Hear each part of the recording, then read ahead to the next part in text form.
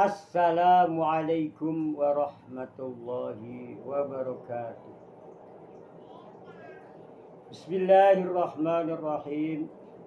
Alhamdulillahi rabbil alamin. Assalatu wassalamu ala asrafil anbiya'i wal mursalin wa ala alihi wa sahbihi ajma'in. Amma ba'd.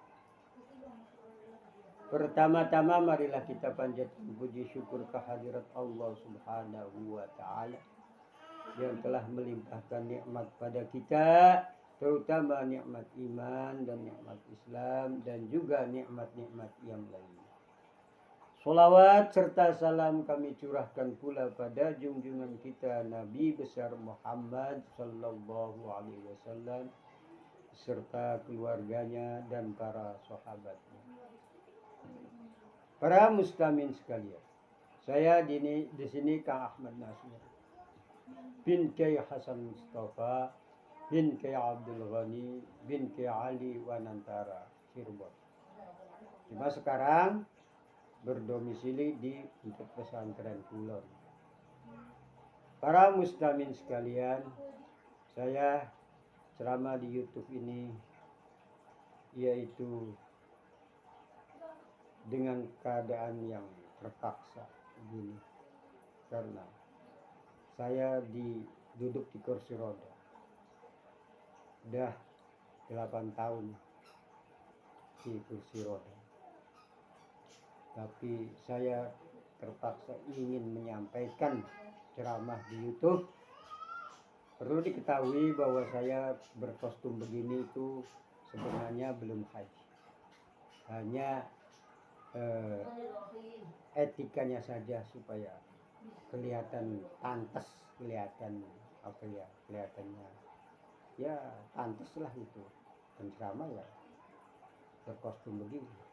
Para muslimin sekalian, saya di sini akan menyampaikan sedikit sebagian saja cerita yaitu Nabi Ayub. Nabi Ayub. Nabi Ayub itu seorang nabi. Dan perlu diketahui bahwa nabi itu bermacam-macam ujiannya beda-beda. Semuanya dikasih ujian yang berat dan berat. Tidak sanggup untuk kita. Tapi semuanya walaupun berat, tapi semuanya lulus. Semuanya yang namanya nabi. Terus perlu diketahui lagi yang jumlahnya nabi itu jumlahnya 124.000. Yang wajib diketahui nama-namanya yaitu 25. Nah, ini diantaranya Nabi Ayub itu nabi yang termasuk nabi yang 25.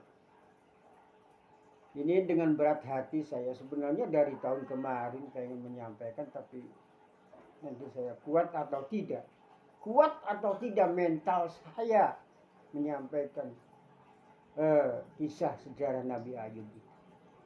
Nabi Ayub itu seorang nabi dan dia punya istri 4 dan dia punya anak 11 dan dia punya kekayaan yang banyak.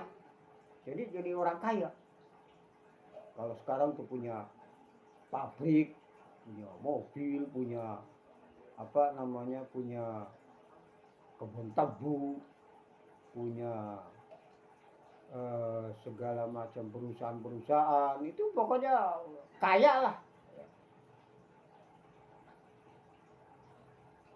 Orang kaya, tapi dia tetap walaupun kaya tidak menjadi kesibukannya sampai meninggalkan ibadah pada Allah, tetap sholat sebagaimana biasa sholat. Dan sholatnya itu ya banyak. Nah, sebelum saya sampaikan selanjutnya perlu diketahui bahwa yang namanya iblis, setan itu ada. Kita harus yakin bahwa setan iblis itu ada, dan setan iblis itu selalu menggoda kita dan menggoda manusia. Sejak Nabi Adam digoda, siapa saja digoda. Nah, di antaranya yaitu Nabi Ayub itu punya istrinya 4. Nah, tapi dia setan iblis itu dia benci iri pada Nabi Ayub itu. Ya Allah, Tuhanku, itu Nabi Ayub itu bisa sholatnya getol itu karena kaya aja. Oh, enggak, walaupun miskin dia juga tetap. Walaupun miskin juga dia tetap beribadah. Walaupun bagaimanapun dia tetap beribadah, tetap sholat, kata Allah. Akan saya coba ya. Kebun tebunya, pabriknya dibakar. Wah, sudah terbakar. Si iblisnya datang menyerupai orang. Ayub, itu kekayaanmu terbakar semua gimana? Jawabnya, alhamdulillah. Saya kan sejak lahir tidak punya apa-apa. Itu udah Allah yang ngasih dan Allah yang mengambilnya. Ya sudah, biarin aja. Terus besoknya lagi, anaknya yang sedang makan itu dimatiin semua oleh iblis itu, mati semua, 11 mati semua. Ayub, itu anaknya pada mati semua gimana? Ya, alhamdulillah. Biarin aja dia. Dulunya juga saya tidak punya anak.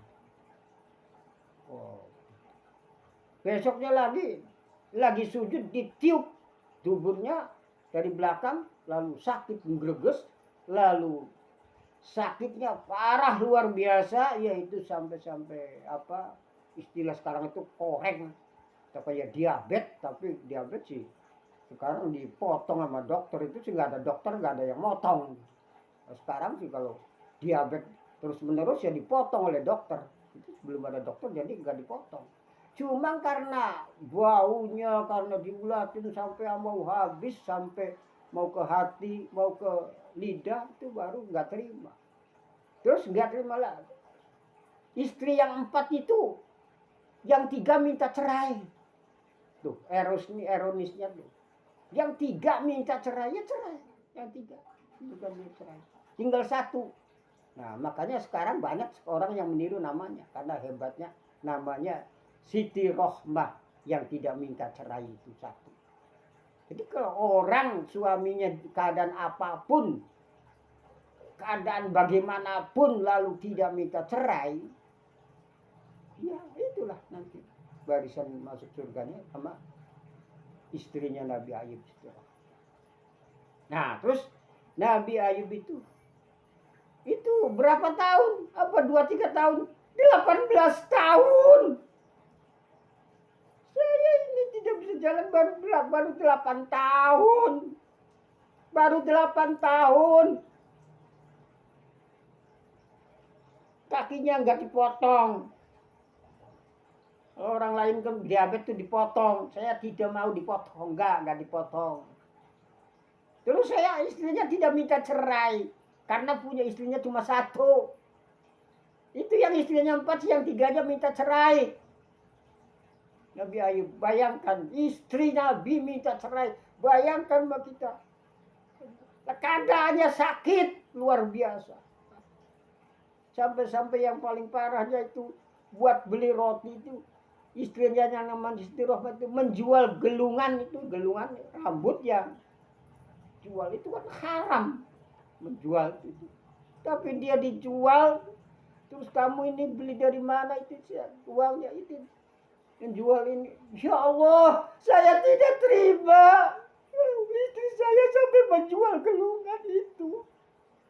Saya minta sembuh ya Allah. Sudah 18 tahun. Dan kehidupannya waktu itu sudah 35 tahun sehat. Dan yang 18 tahun sakit. Karena istrinya sampai menjual gelungan rambutnya itu. Gelungan itu tidak terima, minta disembuhkan ya Allah. Memang dari tahun-tahun kemarin itu istrinya juga protes bahwa kamu itu nabi, coba minta berdoa, minta sembuh. Ya, begitu juga saya waktu sakit lagi parah-parahnya itu, ya Allah, saya minta sembuh, minta dikasih kesempatan untuk bertobat, ya Allah. Saya berdoanya begitu, makanya orang lain pada meninggal, saya masih diberi kesempatan untuk bertobat. minta sembuh, minta diberi kesempatan untuk bertobat ya Allah. Terus saya waktu lagi parah-parahnya, ya Allah cukup ke saya aja ya Allah, jangan ke istri, ke anak, bintan, tuh cucu, buyut itu jangan ya Allah, barangkali gak kuat ya Allah. Jadi diantaranya saya itu menceritakan Nabi Ayub itu ada sebagian kecil pada diri saya ujiannya, yaitu sakit yang tidak bisa jalan sampai 8 tahun saya belum bisa jalan. Nabi Ayub 18 tahun. Lalu dikasih dapat wahyu, ya sudah kamu Ayub mandi saja ke sana, ke balong itu, kolam itu, mandi di sana. Sembuhnya total, tidak ada belang, tidak ada apa, kayak dulu lagi, bagus lagi, tampan lagi ganteng lagi. Nah itulah diantaranya ujiannya para nabi itu berbeda-beda dan semuanya berat. Tapi semuanya lulus. Itulah diantaranya. Ya Allah. Saya lagi parah-parahnya itu berdoanya begitu. Saya minta sembuh, minta dikasih kesempatan untuk bertobat ya Allah. Untuk bertobat ya Allah. Untuk bertobat ya Allah. Saya sering sekali malam nangis begitu. Tapi Nabi Ayub enggak nangis. Kalau saya sih menangis. Jadi makanya dari tahun kemarin ingin menyampaikan cerita Nabi Ayub itu, saya berat hati, berat sekali rasanya karena sayanya sendiri diberi ujian yang mirip sedikit, sebagian kecil kalau saya. Jadi itulah diantaranya. Kalau orang yang sakit, sabar, kuat sabarnya, ya barisan menuju ke surganya nanti barisannya Nabi Ayub. Sekian saja, wal-'afwu minkum, wassalamu alaikum warahmatullahi wabarakatuh.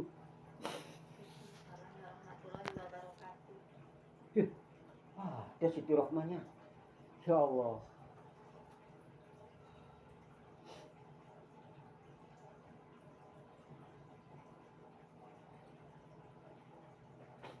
Baik. Ada keluar. Oh, baru. Ini kan cukup dimatikan ini saja ya. Tengah. Tapi itu enggak mati. Bawah. Ini. Duduk. Duduk. Kian. Sana. Endi. Paling bawah. Tengah. Endi coba. Kan dulu.